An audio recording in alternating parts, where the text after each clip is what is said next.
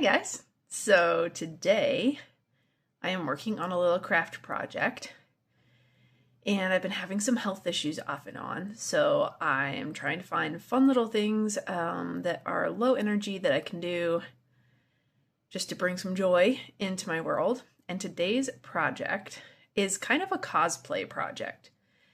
So we're going to be surprising my uncle with a pair of boots that are supposed to be as close as we can come to replicas of Obi Wan Kenobi's boots in Star Wars. He's been wanting a pair of Obi Wan Kenobi boots for a long time. So we're going to surprise him with a pair of Obi Wan boots. But it is interestingly difficult finding those. So apparently most of the ones that are built to actually look like Obi-Wan's boots specifically are often a little cheaper, more like costume quality. And then there's some that are like really, really good that are also really, really expensive. And there's not really anything great in the middle. So I was able to find a pair of 100% leather boots and at like really good sale. They're actually women's boots, which pretty much you have to go with women's boots because there aren't very many like knee-high boots for men. So I was having to find a pair of women's boots that were at least remotely the right color of brown, remotely the right kind of details, low heel. It's actually kind of tricky. So we found a pair of boots.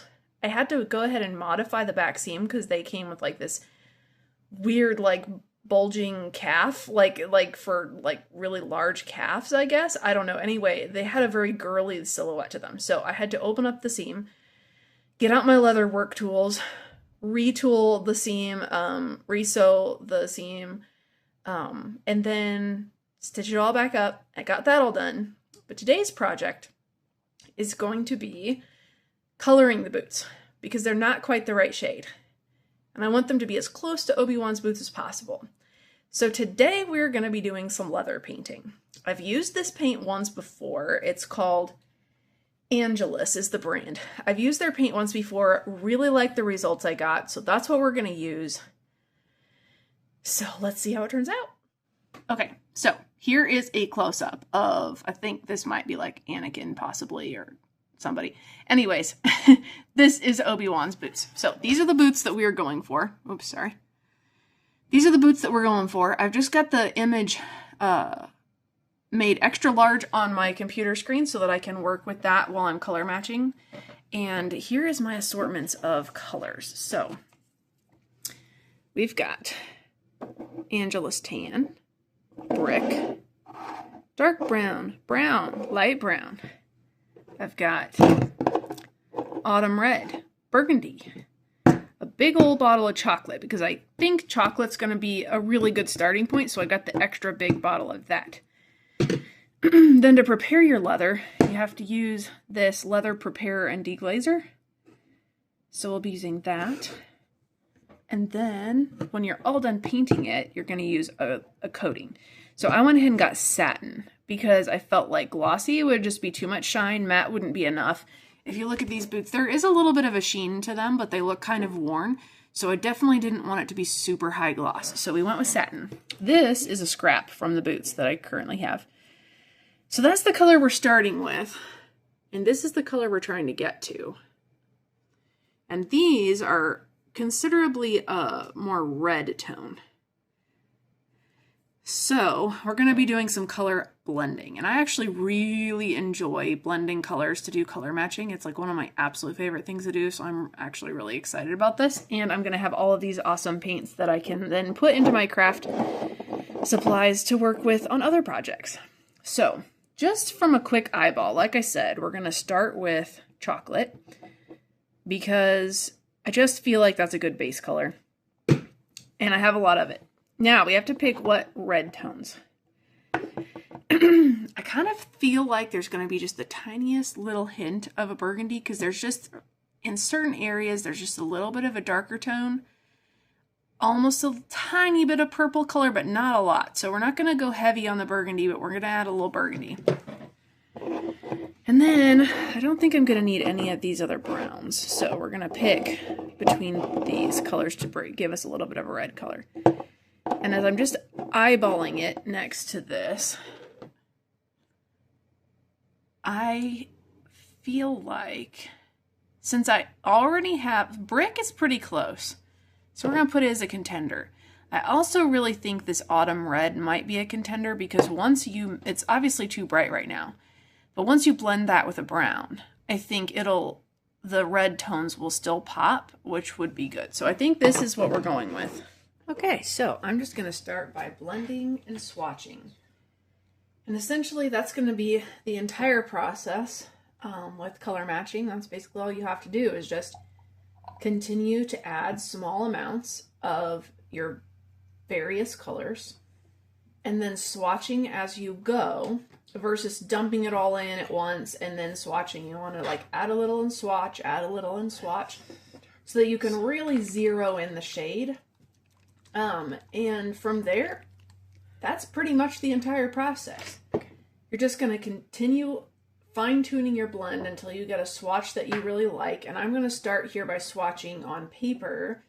And then once I feel like I've zeroed in the color really well on paper color swatches, I'm going to go ahead and seal my paint so that it doesn't dry out. And then I'm going to prep the leather. And then we're going to come back and I'm going to do a test swatch on the leather itself after the surface of the leather has been prepped on my little sample swatch. Ironically, that's a little bit dark, so I'm going to add a little bit of tan to make this just a little bit lighter.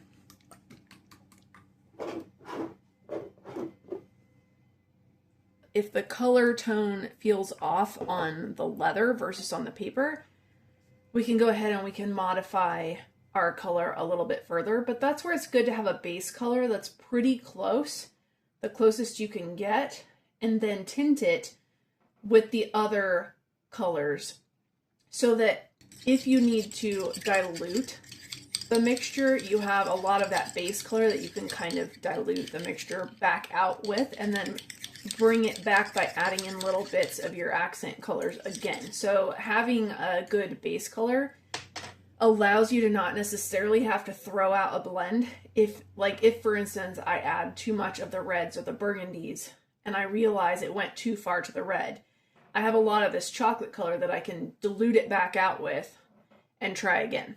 So that's basically the whole system that I use when I'm color matching with paints. And in a little bit, we'll come back here and I'll show you what it looks like on the test swatch with the leather.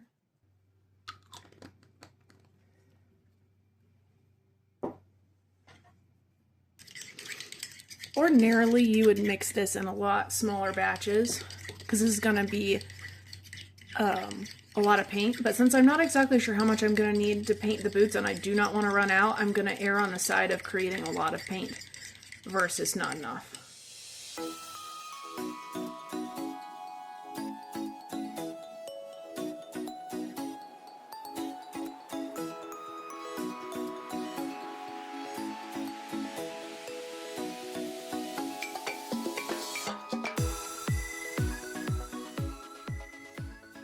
Alright, that's going to be a good medium brown. Now we get a pick. What are we going to add?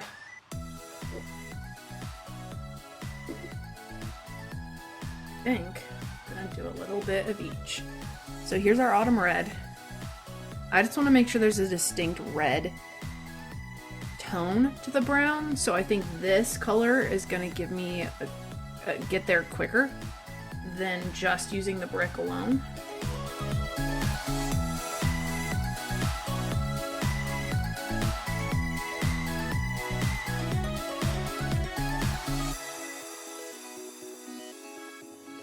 And then the brick. I think the brick is going to be our winner here, but I wanted to add a couple of the other tones in. Colors are very complex, and the more tones you mix in, often the closer to an exact match you're going to get. Whereas if you just try to mix two colors to get an exact match, it's not as likely to work as well, because there is just a lot of different complexity in different colors, especially when you're trying to match an object where there's shading and light and highlights. So to try to like create the essence of that color, you're gonna need more than just one or two colors.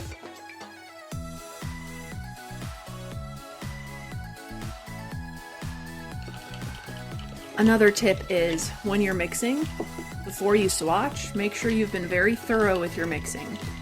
Because if you haven't been thorough with your mixing and you swatch, you may pick up a really bright hue, let's say of the burgundy, because you just hit a pocket of the burgundy, and that's not going to be an accurate swatch to base the rest of your mixing off of.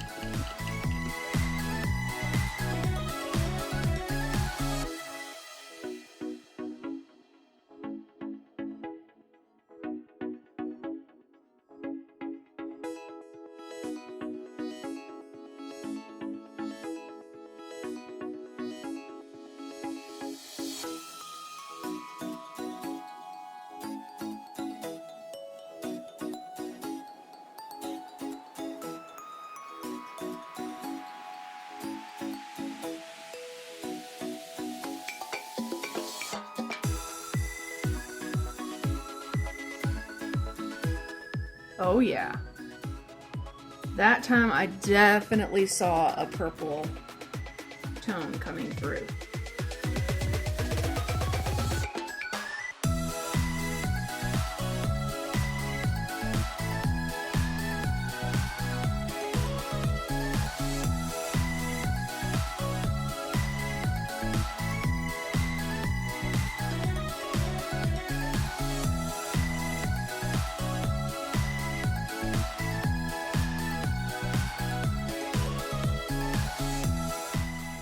Okay, it's important to let your swatches dry because then you're gonna get a little truer idea of what color you got. So this is where we started, and I was a bit helter-skelter, so we kind of worked our way through here, but you can tell this was a very true brown. And then as we worked along, we started adding a little bit more of a red undertone, and I think that's a pretty good approximation. So I took that leather outside to use this leather prepare and deglazer. This has very strong fumes. I didn't notice any fumes with the paint, but this is very strong fumes. I think it's like acetone. So you want to do that in a well-ventilated area or outdoors. So I took it outside, gave it a good rubbing, and immediately was surprised that the color tone of this leather is actually a lot closer to a red color than it was to the tan. So it kind of leads me to think maybe that tan color was just like, I don't know, some type of surface application, because it doesn't seem like it was like the genuine color of the leather itself. So maybe it was painted prior. It might have just been a paint, but it came off real easy. Now we have this nice dull type of leather, and that's what you want. You don't want to be putting this onto a shiny, glossy, painty surface. So that stripped it clean really quickly, very efficiently. Pleasant surprise, this color tone underneath, because actually, if you'll notice, that color tone marries really nicely with this new color we've created. So should he ever decide to like weather the boots, the color that comes through will actually blend and complement the new paint color that we're putting on. So that's kind of exciting. I'm actually really happy to see that. Okay, I think 2 coats is probably going to be our sweet spot. So the next step is to prep the boots themselves, and then we'll be painting the boots.